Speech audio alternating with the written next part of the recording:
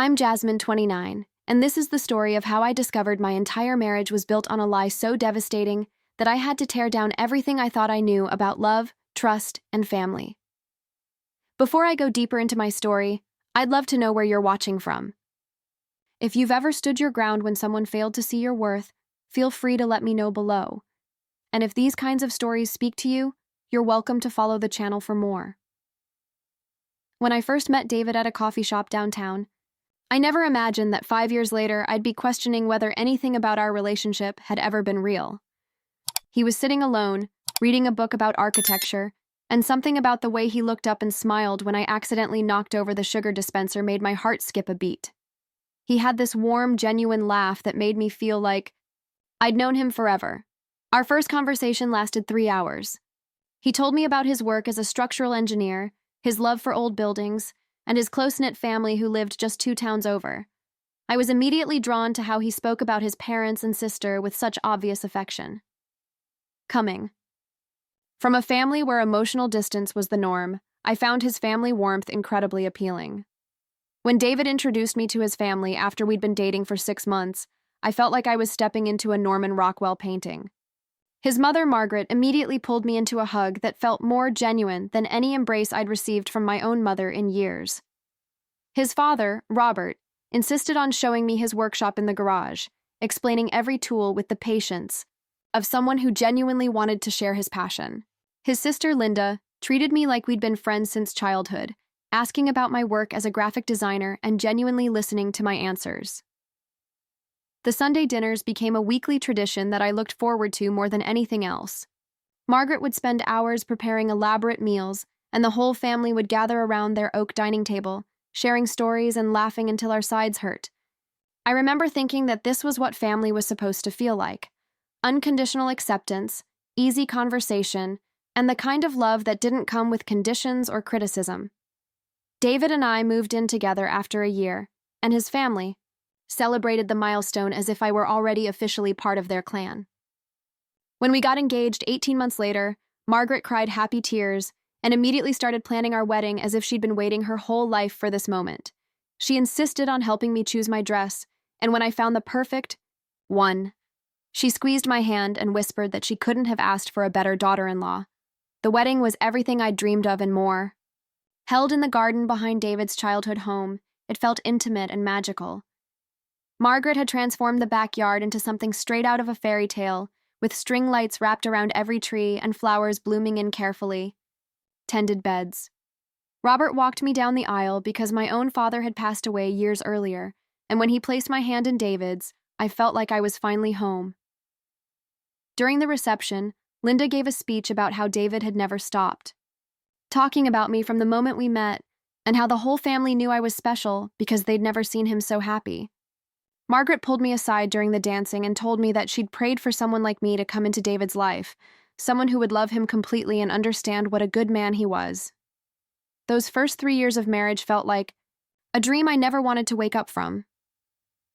We bought a beautiful Victorian house on Maple Street, and I threw myself into making it our perfect home. David's family was constantly involved in our lives, helping with renovations, hosting holiday gatherings, and treating our house like a second family home. Margaret would drop by with homemade soup when I was working late, and Robert would spend weekends helping David fix whatever needed attention around the house. I loved being part of their family traditions. We had regular game nights, went on annual camping trips, and celebrated every birthday and holiday together. When my own mother would make her usual cutting remarks about my choices or my appearance, David's family would rally around me with the kind of support I'd never experienced before. They made me feel valued, appreciated, and genuinely loved. Looking back now, I realize that those 3 years of what felt like perfect family harmony were actually the calm before the storm. Every warm hug, every inside joke, every moment of feeling truly accepted was built on a foundation of deception so complete that it would shatter everything I thought I knew about the people I'd come to love as my own family. But in those early years, I was blissfully unaware of the secret they were all keeping from me. I went to sleep every night feeling grateful for the love I'd found and the family I'd gained, never imagining that the very people who made me feel so welcomed were hiding a truth that would change everything. The first year of our marriage was filled with the kind of domestic bliss I'd only read about in novels. David and I would spend entire weekends house hunting, driving through neighborhoods and dreaming about our future. We had this ritual where we'd sit in the car outside each potential home and imagine our lives unfolding there. Would this be the kitchen where we'd have morning coffee together? Would that upstairs window overlook the room where our children would sleep someday? When we found the Victorian on Maple Street, I knew immediately it was meant to be ours. The house had been built in 1892 and still retained all its original character: crown molding, hardwood floors, and a wraparound porch that begged for rocking chairs and summer evenings. David was more practical, pointing out the outdated electrical system and the roof that would need replacing within 5 years. But when he saw how my eyes lit up as I walked through those rooms, he squeezed my hand and whispered that we'd figure out the rest together. The down payment came primarily from my savings account, money I'd been accumulating since college while working nights and weekends as a freelance designer. I'd always been careful with money, having learned early that financial independence meant security. David contributed what he could, but his engineering salary was steady rather than substantial, and he'd been helping his parents with some medical bills for his father's heart condition. I didn't mind being the primary financial contributor. After all, this was our dream, and I had the means to make it happen. Margaret was beside herself with excitement when we signed the papers. She showed up at the house the very next day, with cleaning supplies, paint samples, and a measuring tape, ready to help us transform the space into our perfect home. She had this way of making everything feel special and significant. When we painted the living room, she insisted on taking before and after photos, saying she wanted to document every step of our journey together. I threw myself into decorating with the same passion I brought to my design work. Every weekend, David and I would visit antique shops and flea markets, searching for pieces that would complement the house's Victorian charm. I spent hours researching period-appropriate colors and fabrics, wanting everything to feel authentic and timeless. David would joke that I was more devoted to that house than most people were to their children, and honestly, he wasn't wrong. That house represented everything I'd ever wanted: stability, beauty, and a place where love could flourish. The renovations became a family affair. Robert would arrive every Saturday morning with his toolbox, ready to tackle whatever project we'd identified that week. He taught me how to strip wallpaper properly and showed me the difference between load-bearing and decorative beams. Linda would bring lunch for everyone, and we'd eat sitting on sawhorses in whatever room we were working on, planning our next steps and laughing about our amateur mistakes. Margaret had this habit of bringing me clippings from home decorating, magazines, articles circled in red ink with little notes in the margins like, "This would look perfect in your front hall," or "Remember this color for the guest bedroom." She was so invested in making our house beautiful, sometimes more excited about a new purchase than I was. When I found the perfect antique dining table at an estate sale, she actually teared up, saying it was exactly what the house needed to feel complete.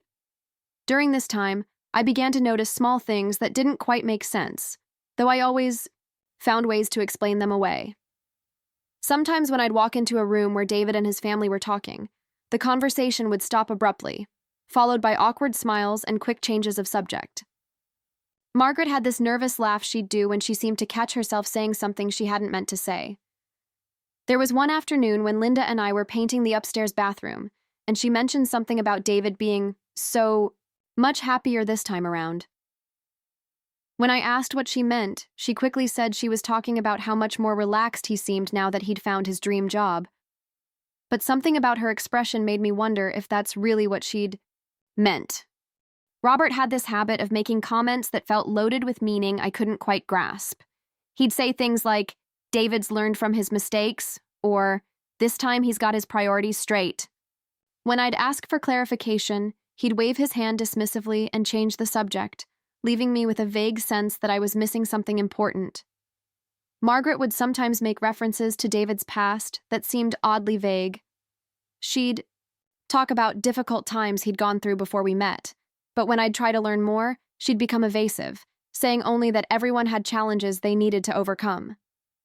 I assumed she was referring to some career struggles or maybe a difficult relationship, the kind of past everyone has before they find the right person.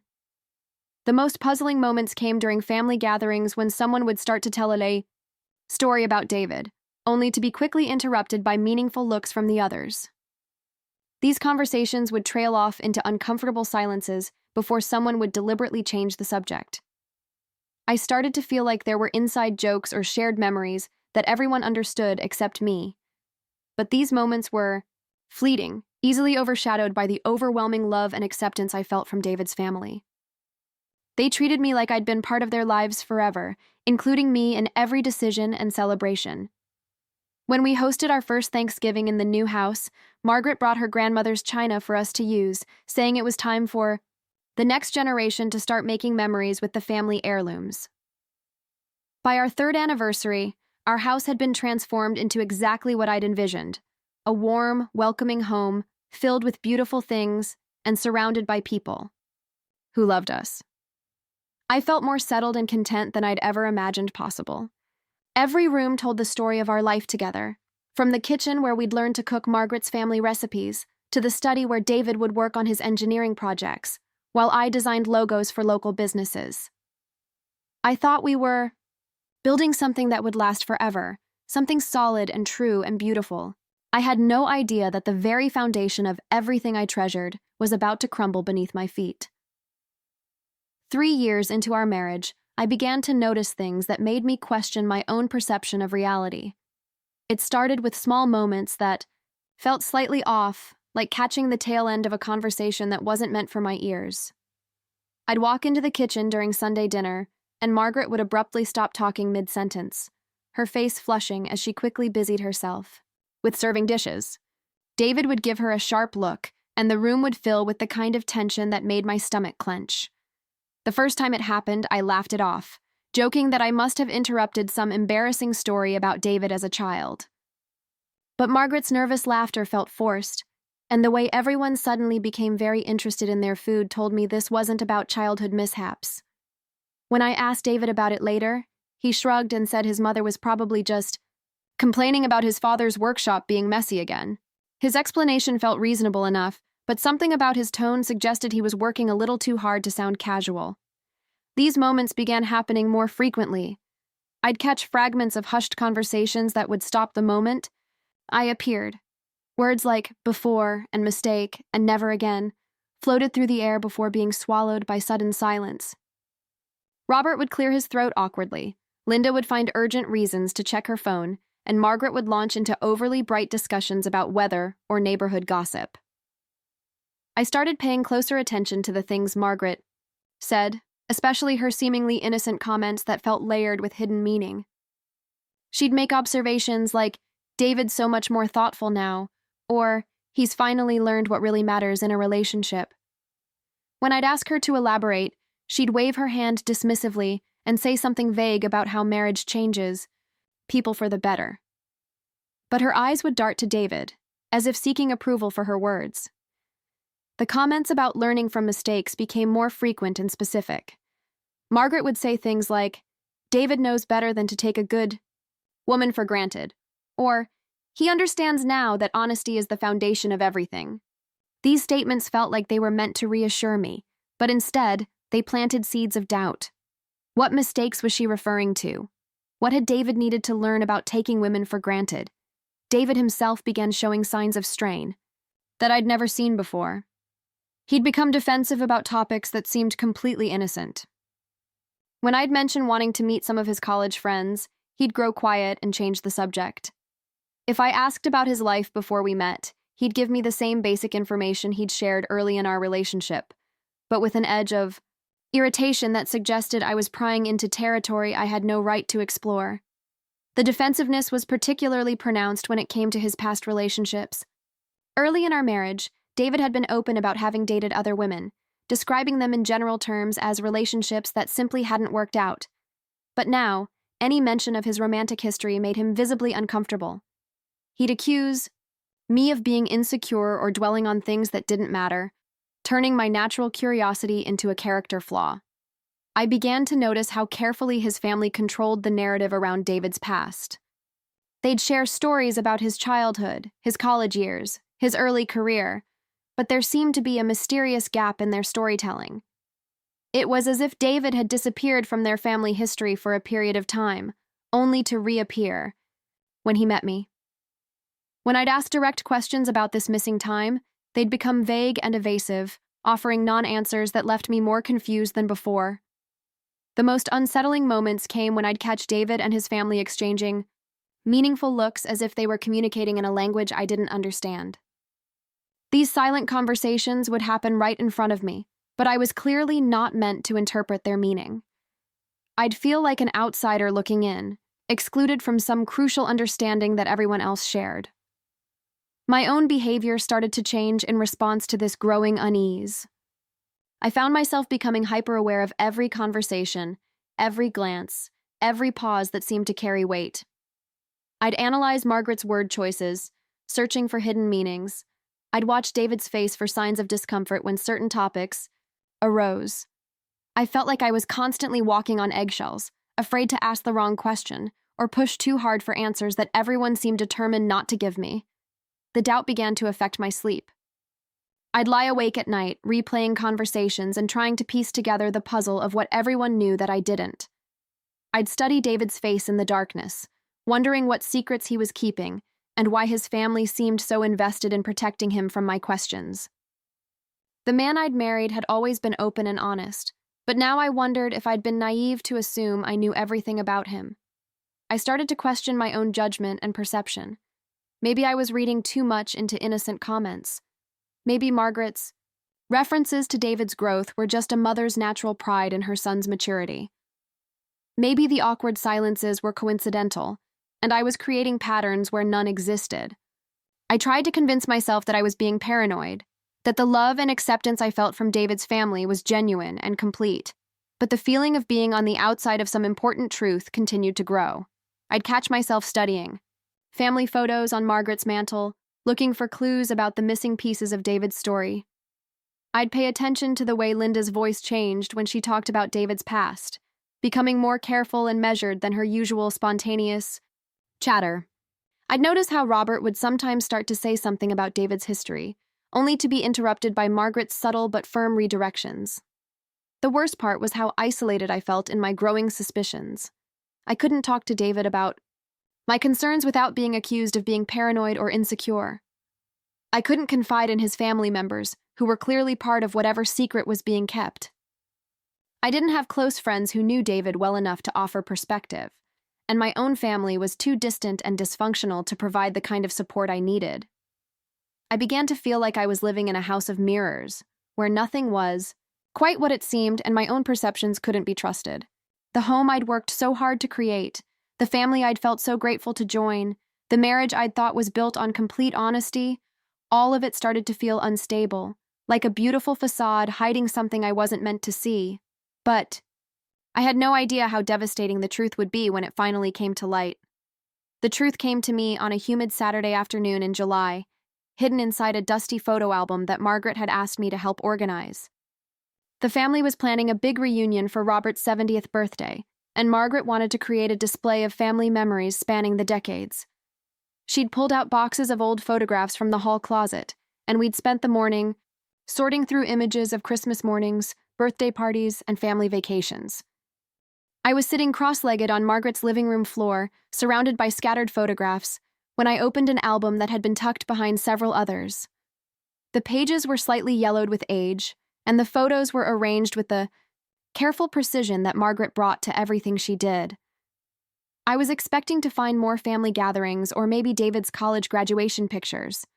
Instead, I found myself staring at wedding photographs of my husband with another woman. The world seemed to tilt sideways as I processed what I was seeing. There was David, looking younger but unmistakably himself, standing at an altar in a black tuxedo. His arm was around a petite blonde woman in an elaborate white dress, both of them smiling radiantly at the camera. The church looked familiar. It was the same one where David and I had been married just 3 years earlier. My hands began to shake as I turned the pages. There were dozens of photographs documenting what was clearly a full wedding celebration. David dancing with his bride, David and the woman cutting a 3-tiered cake, David's family, Margaret, Robert, and Linda, beaming at the happy couple during what appeared to be the reception. The same people who had welcomed me so warmly into their family had celebrated another woman's marriage to David with identical joy and enthusiasm. I could hear Margaret moving around in the kitchen, putting away the lunch dishes and humming softly to herself. The normalcy of that sound felt surreal against the magnitude of what I'd just discovered. How was she calmly doing household chores while I sat in her living room, staring at evidence that my entire marriage was built on a foundation of lies? The photographs were dated, and I could see they were taken approximately 6 years ago, just 2 years before David and I had met. According to the timeline I thought I knew, David had been single when we met, having ended a casual relationship months earlier. These pictures told a completely different story. They showed a formal wedding, a celebration that had clearly cost thousands of dollars, and a family that had fully embraced this other woman as David's wife. I heard Margaret's footsteps approaching the living room, and I quickly closed the album, my heart pounding so loudly I was sure she could hear it. When she appeared in the doorway, I was holding the album in my lap, trying to steady my breathing and failing completely. "Jasmine, honey, are you all right? You look like you've seen a ghost," Margaret said, concern evident in her voice. Then her eyes fell on the album in my hands, and I watched her face drain of all color. She knew immediately what I'd found. "Margaret," I said, my voice barely above a whisper. "Who is this woman in the wedding photos with David?" The silence that followed felt like it lasted forever. Margaret stood frozen in the doorway, her hands clutched together so tightly her knuckles had turned white. I could see her mind racing, searching for an explanation that might somehow make this make sense. But there was no explanation that could make sense of what I'd discovered. "Oh, Jasmine," she whispered, sinking into the armchair across from me. "I never wanted you to find out this way." "Find out what?" I demanded, though part of me already knew the answer. "Margaret, was David married before he met me?" She closed her eyes and nodded slowly, as if the admission was physically painful. "Yes, he was married to Jessica for 2 years. The marriage ended about 18 months before he met you." The confirmation hit me like a physical blow. I felt nauseated, dizzy, and completely disoriented. Everything I thought I knew about my relationship with David was crumbling around me. Why didn't anyone tell me? How could you all keep this secret for 3 years? Margaret began to cry, tears streaming down her cheeks as she struggled to find words. "The marriage was a disaster, Jasmine. She was manipulative and cruel. She made David miserable, and she treated our family terribly. When it ended, David was devastated. He said he never wanted to talk about it again, never wanted to remember that time in his life." "But that doesn't explain why you all lied to me," I said, my voice rising with anger and hurt. "I had a right to know that David had been married. Before. I had a right to know the truth about the man I was marrying." "We didn't see it as lying," Margaret said desperately. "We saw it as protecting you both. David was so happy with you, happier than we'd ever seen him.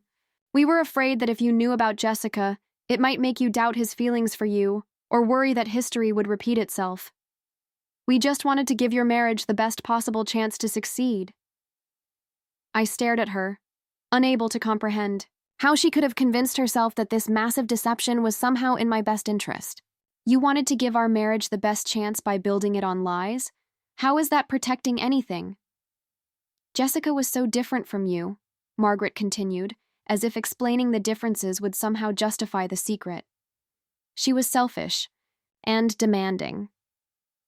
She didn't care about family or making a real home. She spent money recklessly and made David feel like nothing he did was ever good enough. When you came along, you were everything she wasn't. Kind, generous, family-oriented. We could see how much David loved you, how much he'd learned from his mistakes. The pieces of all those strange comments were finally falling into place. Margaret's references to David learning from his mistakes, her praise for his newfound thoughtfulness, Robert's comments about David getting his priorities straight. They'd all been comparing me to this other woman, this secret wife whose existence had been carefully erased from the narrative of David's life. "How long did you all plan to keep the secret?" I asked. "Were you going to take this to your graves? What if I'd gotten pregnant? What if we'd had children who deserved to know the truth about their father's past?" Margaret looked stricken. "We thought We hoped that eventually it wouldn't matter anymore. That enough time would pass that it would just be ancient history. We never meant for it to hurt you, Jasmine. We love you like our own daughter. But you didn't trust me like your own daughter, I said, standing up and clutching the photo album to my chest. You didn't trust me enough to let me make my own decisions about David's past. You didn't respect me enough to give me the choice of whether to marry a man who'd been divorced. The betrayal I felt wasn't just about David's secret marriage. It was about the entire family conspiracy that had surrounded me for 3 years. Every Sunday dinner, every holiday celebration, every moment of feeling accepted and loved had been built on a foundation of deception. They'd all been playing roles, carefully managing their words and expressions to maintain a lie that kept me in the dark about my own husband's history. I need to go home, I said, my voice hollow with shock. I need to talk to David. Jasmine, please, Margaret begged, rising from her chair. Please don't let this destroy what you and David have built together. The past doesn't matter. What matters is how much he loves you now. But as I walked out of that house, still, clutching the photo album that had shattered my world, I knew that everything had already been destroyed. The question now wasn't whether our marriage could survive this revelation. The question was whether anything about our marriage had ever been real in the first place. I drove home in a daze, the photo album sitting on the passenger seat like evidence in a criminal case. My hands gripped the steering wheel so tightly that my knuckles ached, but I barely noticed.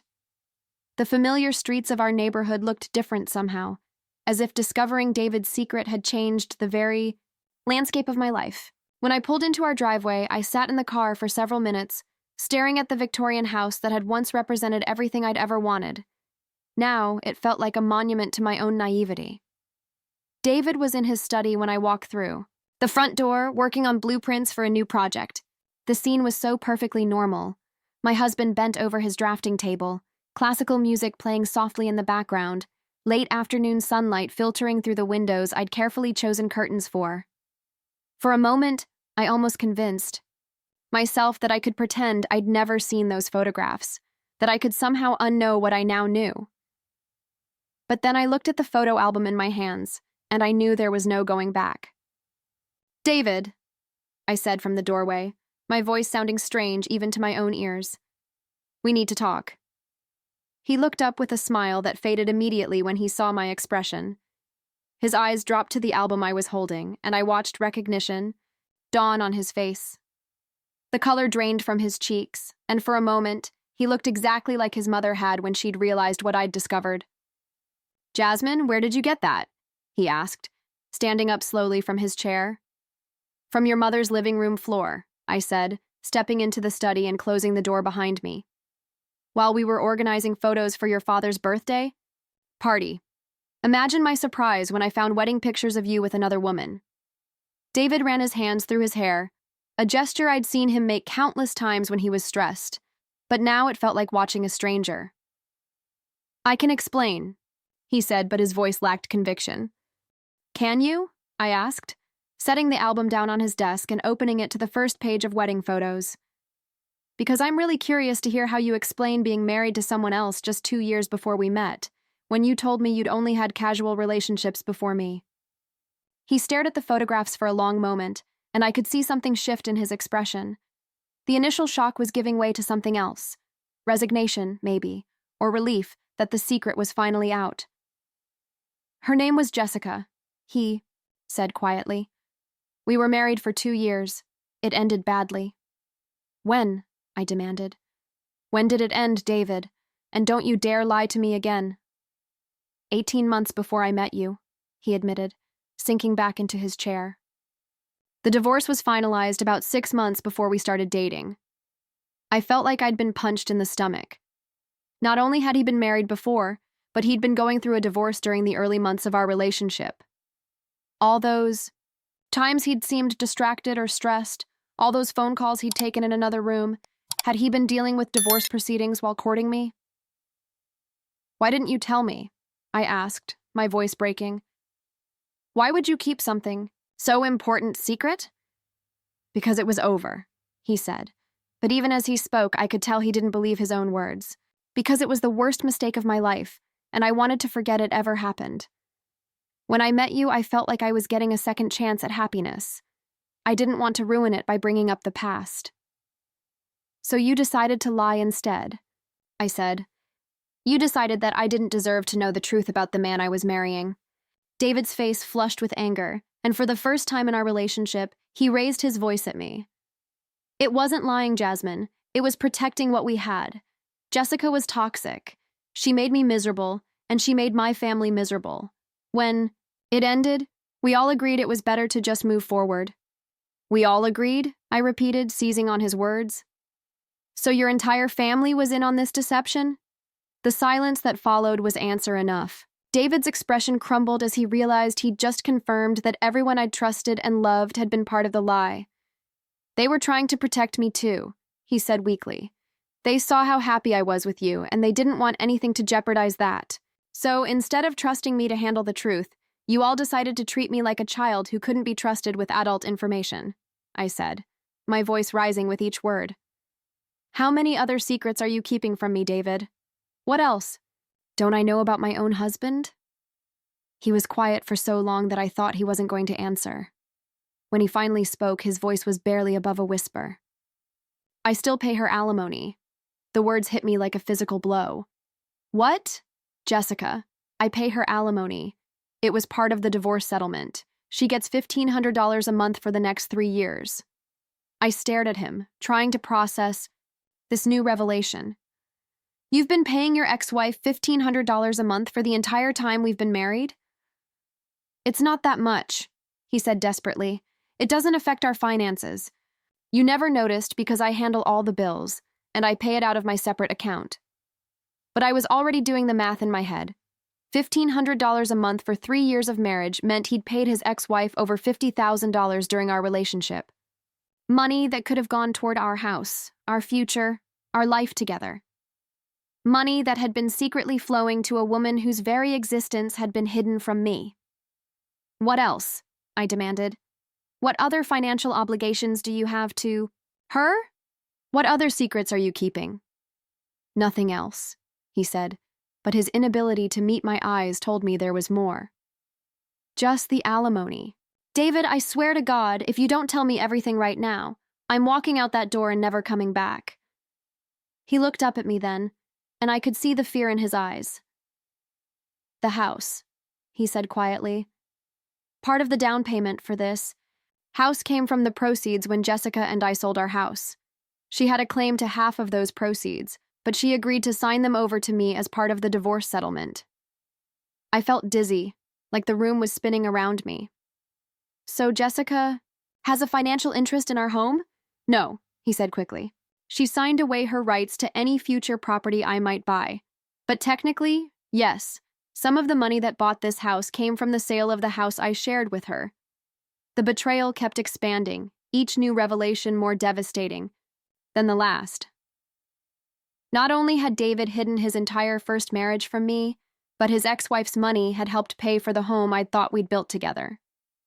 The Victorian house that represented everything I'd worked for and dreamed of was partially funded by a woman I'd never known existed. How could you do this to me? I asked, tears streaming down my face.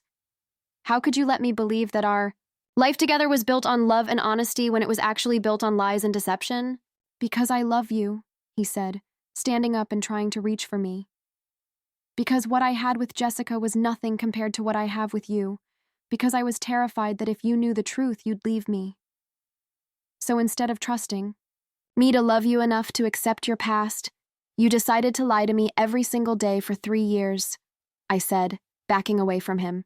You decided to let me make major life decisions based on false information. Jasmine, please, he begged. Let me explain everything. Let me tell you about Jessica, about why the marriage failed, about why we all thought it was better this way. But I was beyond explanations. The foundation of our entire relationship had been built on deception, and now that the truth was coming out, I could see how carefully orchestrated it had all been.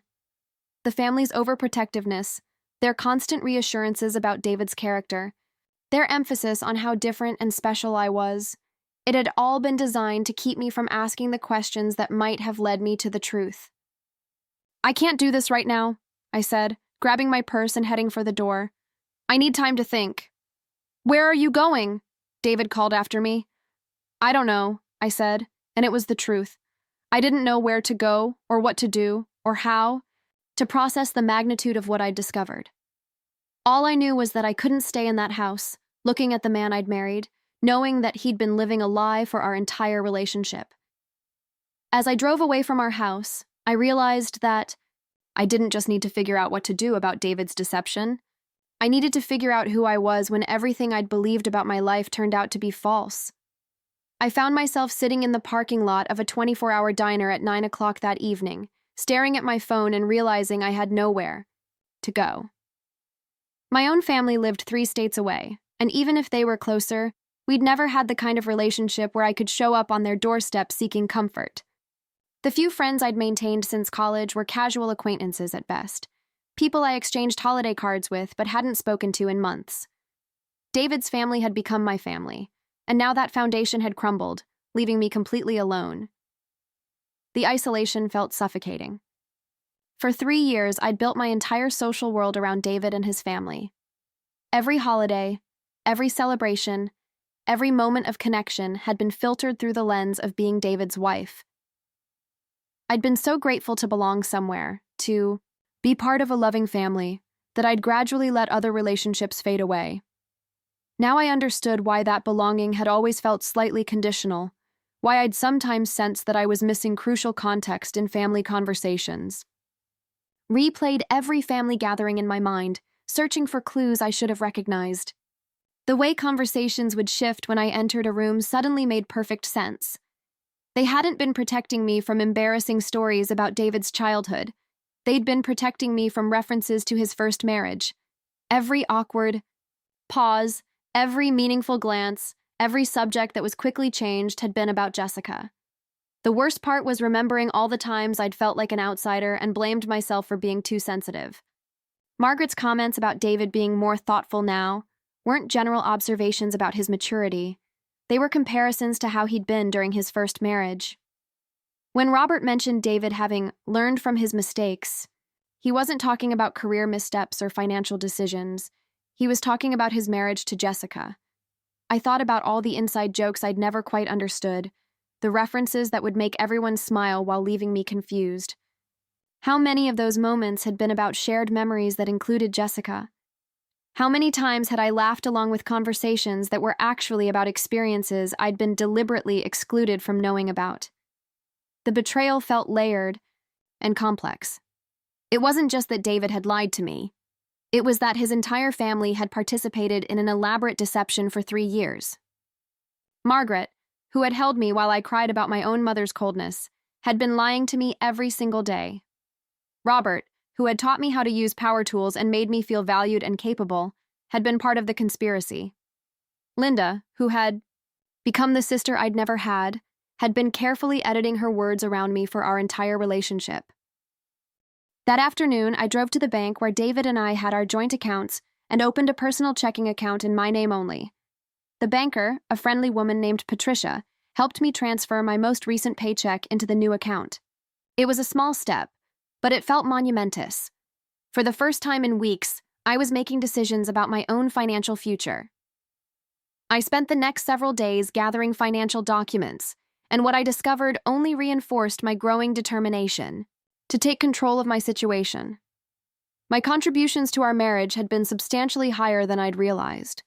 Not only had I provided most of our house's down payment, but my salary had covered the majority of our living expenses, while David's income had gone toward his personal investments, and, I now knew, his alimony payments. The more I learned about our financial reality, the angrier I became. David hadn't just hidden his past from me. He'd allowed me to carry the financial burden of our marriage while he secretly supported his ex-wife. I'd been proud of being a contributing partner, but now I realized I'd been funding a deception that kept me ignorant of crucial facts about my own life. As I organized our financial records, I began to see a clear picture of what I wanted. I wanted to keep the house. It wasn't just about the money I'd invested in it, though that was substantial. It was about refusing to let David's deception force me to abandon the home I'd created with my own vision and hard work. The Victorian on Maple Street represented my dreams and efforts, not just our shared life together. I called Catherine to discuss my decision. I want to keep the house, I told her. What do I need to do to buy out David's interest? Given your financial contributions and the fact that some of his contribution came from his previous marriage, we can make a strong case for a favorable buyout arrangement, Catherine explained. But Jasmine, I want you to be sure about this. Keeping the house means staying connected to memories of your marriage. Some people find it easier to start fresh somewhere new. I'm not running away from my own life, I said firmly. David lied. To me and his family deceived me, but I didn't do anything wrong. I'm not giving up the home I worked so hard to create just because they couldn't be honest with me. Catherine's approval was evident in her voice. That's exactly the attitude you need to have. You're taking back control of your narrative, and that's going to serve you well through this process. That evening, I sat in my study, the room that had once been ours, but now felt definitively mine, and made a list of everything I needed to do. Contact a financial advisor about separating our investments, research home security systems, begin the process of legally removing David from the deed, schedule appointments to change beneficiaries on my insurance policies. Each item on the list represented a step toward independence, toward building a life that was entirely my own. For 3 years, I'd made decisions based on what was best for us. But now I needed to learn how to prioritize what was best for me. The process of reclaiming my life wasn't going to be easy, but for the first time since discovering David's secret, I felt hopeful about my future. I was done being the victim of other people's deception. It was time to become the author of my own story. The confrontation I'd been dreading came on a Tuesday evening in late August. I'd spent 3 weeks preparing for this moment, consulting with Catherine, organizing my finances, and building the emotional fortitude I knew I'd need. David had been growing increasingly desperate as my silence stretched on, and I could see the panic in his eyes as he realized I wasn't going to simply forgive and forget. I found him in the kitchen, staring out the window at the garden we'd planted, together the previous spring. The late summer light was golden and soft, casting everything in the warm glow that had made me fall in love with this house in the first place. It seemed fitting that this conversation would happen here, in the ideal heart of the home I was about to fight to keep. David, I said, my voice steady and calm, we need to talk. He turned to face me, and I could see the hope flickering in his expression. For weeks he'd been trying to convince me that we could work through this, that his lies had been motivated by love rather than deception. But I'd moved beyond hoping for reconciliation. I'd moved into survival mode. I've made my decision, I said, sitting down at the kitchen table where we'd shared countless meals and conversations. I'm filing for divorce and I'm keeping the house. The color drained from David's face. Jasmine, please, can't we talk about this? Can't we try counseling? I know I made mistakes, but... Mistakes? I interrupted, my voice sharper than I'd intended. David, you didn't make mistakes. You made deliberate choices to lie to me every single day for 3 years. Your entire family made choices to deceive me. This wasn't an accident or an oversight. This was a coordinated effort to keep me ignorant about my own marriage. But I love you, he said desperately. Everything I did was because I love you and I didn't want to lose you. If you loved me, you would have trusted me with the truth, I replied. If you loved me, you would have respected my right to make informed decisions about my own life. Instead, you treated me like a child who couldn't handle adult realities. David's expression shifted from pleading to anger. So you're just going to throw away 3 years of marriage? You're going to destroy everything we built together because of something that happened before I even met you? I'm not destroying anything, David. You already did that when you decided our marriage should be built on lies. I kept my voice level, refusing to be drawn into an emotional argument. And I'm not throwing away 3 years. I'm protecting myself from any more years of deception. What about the house? He asked, his voice taking on a harder edge. You can't just kick me out of my own home. It's not your home, I said quietly. I provided 70% of the down payment. My income has covered most of our expenses. And according to my attorney, some of your financial contribution came from the sale of the house you shared with Jessica. Legally and practically, this house is primarily mine. The mention of my attorney seemed to shock him. You got a lawyer? Jasmine, how could you go behind my back like that? The irony of his accusation was staggering. How could I go behind your back? David, you've been paying alimony to your ex-wife behind my back for 3 years. You've been making financial decisions that affected our marriage without my knowledge. Don't talk to me about going behind someone's back. Before David could respond, I heard the front door open. Margaret's voice called out, David? Jasmine? Are you home? Within moments, she was standing in the kitchen doorway, followed by Robert and Linda. They'd clearly been summoned by David, probably as backup in what he'd hoped would be a reconciliation conversation. Jasmine, honey, Margaret said, her voice thick with emotion. David told us you're considering divorce. Please, let's all sit down and work this out as a family. We're not a family, I said, looking at each of them in turn. Families don't lie to each other for years. Families don't conspire to keep one member ignorant about crucial information. Robert stepped forward, his expression stern. Jasmine, you're being unreasonable. We all made a mistake, but it came from a place of love. David's marriage to Jessica was a nightmare for everyone involved. We were trying to protect you from unnecessary pain. You were trying to protect yourselves from accountability, I countered. You didn't want to deal with the consequences of David's first marriage, so you decided to pretend it never happened. But that wasn't your choice to make. Linda, who had been silent until now, spoke up with tears in her eyes. Jasmine, we love you. You're like a sister to me. Please don't let this tear our family apart. Her words hit me harder than I'd expected, but I forced myself to remember that these people had been lying to me every time they'd expressed that love.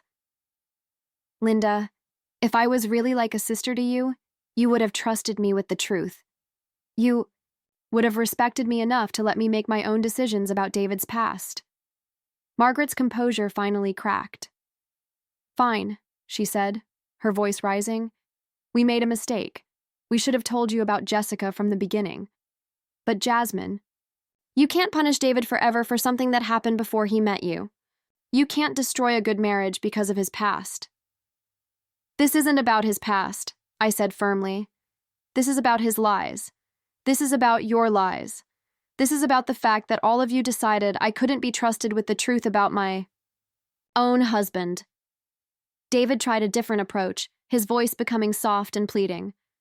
Jasmine, think about everything we've built together. Think about all the dreams we've shared. Are you really going to throw that all away? I'm not throwing anything away, I repeated. I'm reclaiming what I built. This house, the life I've created here, that's my work, my investment, my vision. You can't guilt me into giving up what's mine just because you don't like the consequences of your deception. Robert's face flushed with anger. You're being vindictive, Jasmine. You're punishing all of us because you can't accept that sometimes people make difficult choices. I'm being protective of myself, I shot back. For 3 years, I prioritized all of your feelings over my own right to the truth. I'm done doing that. Margaret made one final attempt at manipulation. What would your mother think about this, Jasmine? What would she say about you breaking up a family over something so trivial? The mention of my mother, who had never shown me the kind of warmth and acceptance this family had pretended to offer, was clearly meant to wound me. But instead, it strengthened my resolve. My mother would probably tell me I was a fool for trusting any of you in the first place, I said. And for once, she'd be right. I stood up from the table, looking at each of them one final time. I want all of you out of my house. David, you have 2 weeks to find somewhere else to live. I'll be changing the locks after that, and if any of you set foot on my property without permission, I'll call the police. The silence that followed was deafening. For the first time in 3 years, I had told David's family exactly what I thought, without worrying about their feelings or reactions. It felt terrifying and liberating in equal measure. As they filed out of my kitchen, Margaret turned back one last time. Jasmine, we really do love you. We hope someday you'll forgive us. Maybe I will, I said. But forgiveness doesn't mean forgetting, and it doesn't mean allowing you to keep hurting me. After they left, I sat alone in my kitchen, surrounded by the silence of my own home. For the first time in weeks, that silence felt peaceful rather than oppressive. I had chosen myself over their comfort, my truth over their lies, my future over their guilt. It was the right choice, even if it was the hardest one I'd ever made. 6 months after David moved out of our Victorian house, I woke up on a Saturday. Morning to sunlight streaming through the bedroom windows I'd finally reclaimed as my own. The guest room had served its purpose during those difficult weeks of decision-making, but now I slept peacefully in the master bedroom, surrounded by furniture I'd chosen and artwork that reflected my taste alone. The silence that had once felt oppressive now felt like freedom. The house looked different without David's presence, but not in the empty, abandoned way I'd feared. Instead, it looked more like me. I'd rearranged the furniture to create better flow and light. I'd hung my own photographs on the walls, images from trips I'd taken alone in recent months, pictures of landscapes and architecture that spoke to my soul.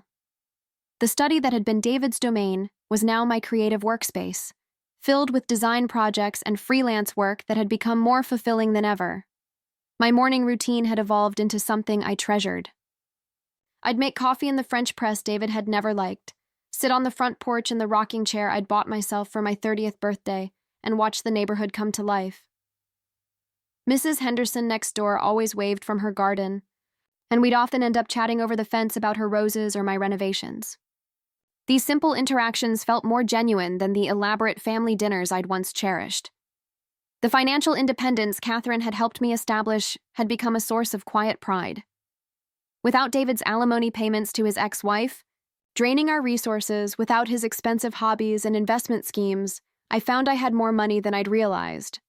I'd been able to update the kitchen with new appliances, refinish the hardwood floors, and even start a small emergency fund. Every improvement I made to the house felt like an investment in my own future, rather than a shared dream that could be shattered by someone else's lies.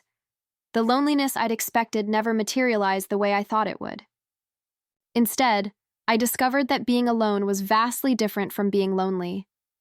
During my marriage, I'd often felt isolated, despite being surrounded by David's family, always sensing that I was missing crucial information or context. Now, in my genuine solitude, I felt more connected to myself than I had in years. I'd begun making new friendships, real ones built on mutual interest and honesty rather than marriage-based obligation. Sarah, the woman who ran the coffee shop downtown, had become a genuine friend after we'd bonded over our shared love of vintage architecture. She was divorced too, and we'd spend Sunday afternoons exploring estate sales and antique shops, sharing stories about rebuilding our lives. There was something healing about friendships that existed entirely separate from romantic relationships or family dynamics. My work as a graphic designer had flourished in ways I hadn't anticipated. Without the distraction of navigating family politics and managing David's moods, I found I had more creative energy and focus. I'd taken on several challenging projects, including rebranding a local nonprofit and designing marketing materials for a women's business collective. The confidence I'd gained from standing up for myself had translated into professional boldness that served me well. The most significant change was learning to trust my instincts again.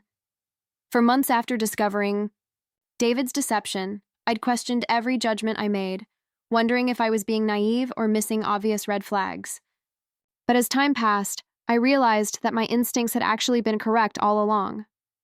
I had sensed the family's secrets, the awkward silences, the feeling of being an outsider. I'd just been convinced to ignore those feelings by people who claimed to have my best interests at heart. Now, when something felt off, I paid attention.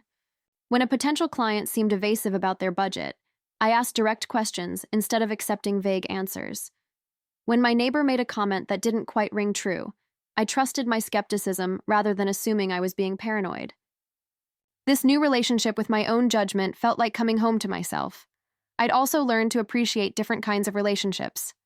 My friendship with Mrs. Henderson was built on shared morning conversations and mutual respect for each other's independence.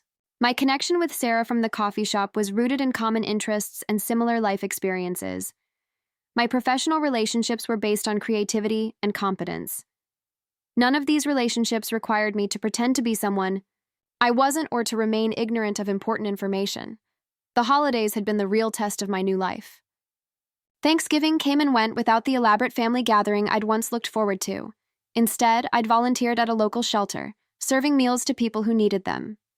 Christmas was spent quietly at home, reading books I'd been meaning to get to and working on a passion project, designing a website for a friend's small business. New Year's Eve found me at a small party thrown by Sarah, surrounded by people who knew my whole story and accepted me completely. These quieter celebrations felt more meaningful than the elaborate productions I'd once participated in. There were no hidden tensions, no carefully managed conversations, no sense that important information was being kept from me. The peace that came from authentic, uncomplicated relationships was worth more than all the theatrical family warmth I'd lost. Spring brought a new project that symbolized my transformation. I decided to redesign the front garden, replacing the formal flower beds David had preferred with a more natural, cottage-style landscape. As I planted wildflowers and herbs, creating something that reflected my own aesthetic, rather than compromising on shared vision, I felt a deep satisfaction that had nothing to do with anyone else's approval. The woman I'd become over these 6 months was stronger and wiser than the woman who'd married David. She was less trusting but more discerning, less accommodating but more authentic.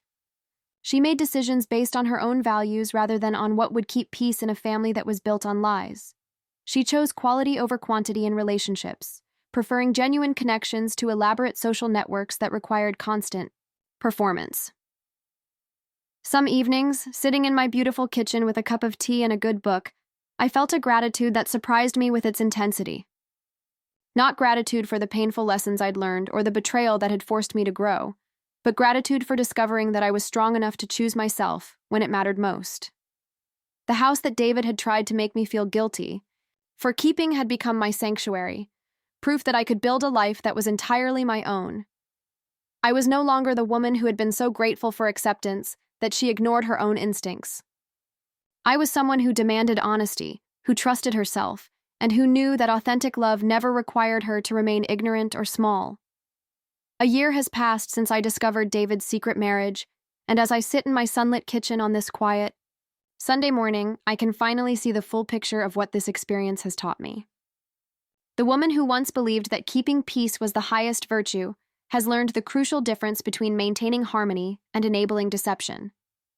These are lessons that have reshaped not just my understanding of marriage, but my entire approach to relationships and family. The most profound realization has been about the nature of loyalty itself. For 3 years, I confused loyalty with blind trust, thinking that questioning inconsistencies or demanding transparency meant I was being disloyal to the people I loved. David's family had convinced me that their version of loyalty required my ignorance that true family members don't ask uncomfortable questions or insist on difficult truths. But real loyalty doesn't require anyone to remain uninformed about their own life. I've learned that genuine loyalty flows both ways. It means being trustworthy enough to handle difficult information, and it means trusting others enough to share that information with them. When David's family claimed they were protecting me, by hiding his first marriage, they were actually protecting themselves from the discomfort of honesty. True protection would have involved giving me the information I needed to make informed decisions about my own future. The difference between keeping peace and keeping secrets has become crystal clear to me now. Keeping peace means finding ways to resolve conflicts and maintain harmony while still honoring everyone's right to truth and dignity. Keeping secrets means sacrificing someone's right to informed choice in order to avoid difficult conversations. For too long, I participated in a system where my ignorance was considered a small price to pay for everyone else's comfort. I used to think that family was about unconditional acceptance and unwavering support, no matter what. But this experience has taught me that healthy families are actually built on conditional love, love that's conditional on honesty, respect, and mutual consideration. The unconditional acceptance I thought I'd found with David's family was actually conditional on my remaining compliant and unquestioning. The moment I demanded truth and accountability, that acceptance disappeared. This realization led me to a deeper understanding about chosen family versus biological family. The family I was born into was emotionally distant, but never actively deceptive. My mother's coldness was honest coldness. I always knew where I stood with her. David's family offered warmth and inclusion, but it came with a price tag I wasn't aware I was paying. They wanted me to be grateful enough for their acceptance to never demand complete honesty. the family I'm building now is different. It includes Mrs. Henderson, who brings me tomatoes from her garden and never pretends to know more about my life than she actually does. It includes Sarah from the coffee shop, who listens without judgment and offers advice without manipulation. It includes my new friend Marcus, the contractor who helped me renovate the bathroom, and who treats me with the straightforward respect that comes from honest business dealings. These relationships might seem smaller or less significant than the elaborate family structure I once belonged to, but they're built on a foundation of truth that makes them infinitely more valuable. No one in my chosen family has ever asked me to remain ignorant for their comfort. No one has ever expected me to be grateful enough for their presence to sacrifice my right to honest information. The most important relationship in my new family is the one I've rebuilt with myself. For years, I'd been so focused on being worthy of other people's love that I'd forgotten to consider whether their love was worthy of me. I'd been so grateful for acceptance that I'd stopped evaluating whether the people accepting me were actually trustworthy. Learning to be my own advocate, to trust my own instincts, and to prioritize my own well-being has been the most valuable lesson of all. I've discovered that there's immense strength in choosing quality over quantity in relationships. The elaborate family dinners and holiday celebrations I once cherished were impressive in scale, but they were also performances designed to maintain illusions. The quiet Sunday morning conversations I have with Mrs. Henderson over the garden fence are simple, but they're completely real. I'd rather have 5 relationships built on truth than 50 relationships built on carefully managed deceptions. This experience has also taught me about the power of financial independence and the importance of maintaining my own identity within any partnership. The fact that I could keep my house, rebuild my life, and create a future entirely on my own terms was only possible because I'd maintained some degree of independence throughout my marriage. I'll never again allow myself to become so emotionally and financially entangled with someone that leaving becomes impossible. Looking back, I can see that David's family believed they were doing the right thing. They genuinely thought that protecting me from knowledge of his first marriage was an act of love. But their good intentions don't change the fact that they robbed me of my agency and treated me like a child who couldn't handle adult realities. Good intentions wrapped around deceptive actions are still deception. The woman I am today is someone who demands honesty, not because she's suspicious or difficult, but because she knows that relationships built on truth are the only ones worth having. I've learned that I'm strong enough to handle difficult information, wise enough to make my own decisions, and valuable enough to deserve complete honesty from the people who claim to love me. My house on Maple Street isn't just a symbol of my financial independence, it's proof that I can build something beautiful and lasting on my own terms. Every room tells the story of a woman who refused to accept less than she deserved, who chose truth over comfort, and who discovered that the family she needed was the one she created for herself. Has life ever led you to create a family outside of blood ties? I'd really appreciate hearing your thoughts in the comments. Your stories matter. And if this journey touched something inside you, feel free to support the channel or pass this video along to someone who needs it.